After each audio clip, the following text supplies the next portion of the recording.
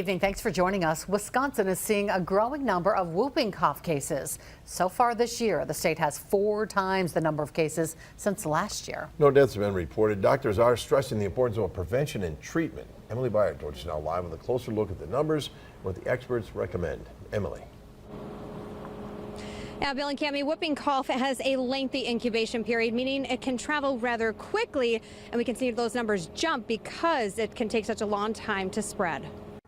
So far this year, 278 reported cases of whooping cough have occurred in the state. Last year, there was just 51 reported cases. Dr. Jim Conway with UW Health is a pediatric infectious disease doctor. He's also the medical director of the immunization program in Madison. He says every few years, it's typical to see what he calls a blip year in a disease or illness. He says seeing a couple hundred cases means we could see a big jump in the coming weeks. One of my professors used to say for every case of whooping cough that we diagnose, there's probably 10 others out there in the community. Dr. Conway says this uptick could be from a combination of events. We know a lot of people just fell behind on their vaccines, that we are in a kind of a tricky situation where measles, mumps, pertussis, those things that are really contagious are easily spread if we get enough people in the community that aren't up to date with their vaccines. Once you've been diagnosed, getting on antibiotics is the only way to prevent spreading the illness to others, making sure the most vulnerable to the illness, which is newborns and infants, don't get sick.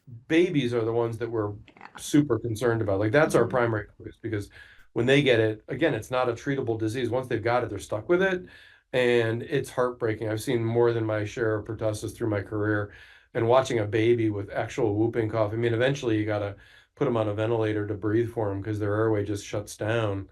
And it can take weeks or even months to recover. So,